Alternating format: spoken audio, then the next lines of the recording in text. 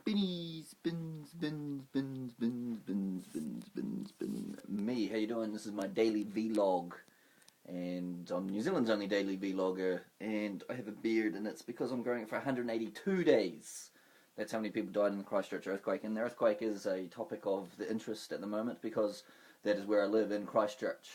So there's a link down below if you want to donate. I'm growing it for the 182 days based on how many people died, and it goes to the Red Cross Appeal for Christchurch, which Christchurch after the yesterday needs it.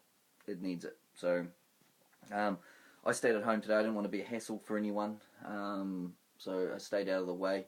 I actually had a headache. I don't know why. I woke up actually with the 4.7 that rocked at like 3 in the morning or 2 in the morning, whatever it was. Woke up and I was like, oh, my head. I don't know. I went to bed so early in the end. Being the power was out. Power come back at about, I don't know what time. I don't know. I got up 9-ish and it was on, so that was cool. Power was back on, and however, no water. So I am a disgusting mess, but that's alright. Water will pressure. There's no water pressure, and then there's no water, so it'll happen eventually. Excuse me. Oh, I've got work tomorrow too. I have to wash and bathe somehow. Anyway, yeah, it's interesting the debate or the discussion about rebuilding Christchurch. Now, this is just a personal opinion. I don't know all the facts, so an opinion is based on the fact that I don't actually know enough to actually make, hey, this is the facts. You don't make a decision, you arrive at a decision. Arriving at a decision based on the information that is the best available.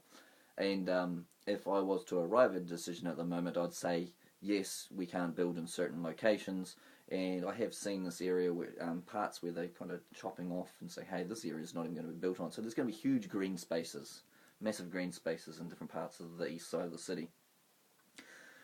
And it comes down to me, being that I have a huge interest in the resource-based economy now, it amuses me watching all this talk about money. I used to think I understood money, and the thing is I actually really do understand money now. How money is more of a problem than a solution, because it's a way of controlling an environment, but also a way of stopping things from happening. And within this situation, in Christchurch, things are going to be stopped. Insurance payments are going to be held back from people, or future insurance policies are not going to be applicable to people. So that's going to stop people from actually living in this location as well. If not in most of the South Island, it's creating, just in our isolated little bubble of New Zealand, insurance premiums are going to go up, and thus it's another area of financial burden upon people. It's going to go up for cities and councils, and so that's another financial burden that we can't afford. And the thing is, it's only a financial burden because we have that stipulation there that money will only bring us the resources that we need. But the thing is, the resources are there. We have the knowledge to do the different things. But what is stopping us? It is the money that is stopping us from doing these things. So the rebuild itself, we always put a monetary figure there.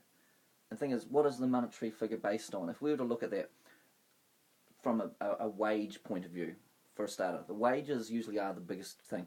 Now, the wages, the people that do a lot of the work are the labourers in the end. The thing is, the labourers, they get paid the pittance. The money that goes into these usually goes to the larger corporations, which then usually suck in a lot of the money for the profits for the head honchos. So that's where a lot of that money is sucked into. So in essence, it's just created an even bigger class. And that's what we're going to see from this in the end. We're going to have a larger class system, particularly probably in Christchurch, but it just creates a larger class system within New Zealand. And so there's that side of the money side there. Small businesses are suffering now because of that money flow is not going in. But yeah, I could go into a lot more, but I'm not going to. But the main thing that I'm just amused by is the fact that insurance policies are going to be stopping situations from happening because we are reliant on a monetary-based society. Yet if we had a resource-based society, we'd be able to, resource-based economy, where we actually have the resources available, and they were just able to go, hey, we've just had an accident, let's just sort this out, and actually go out there and just sort it out with the best technology available. And at the moment our technology is not the best, even though it's capable of being there. It's because of the monetary situation that has stopped those best examples from happening. If you want to know more about this, look into the Zeitgeist movement, look into the Venus Project, and you will see the monetary situation that is halting the progress here.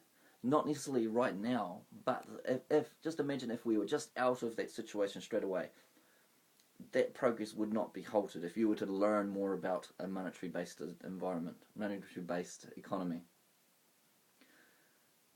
But at the moment, all we're doing is creating more of a mess. And whatever patchwork jobs we do, that's all it's going to be. It's going to be a patchwork job. Remember Building 7. See ya.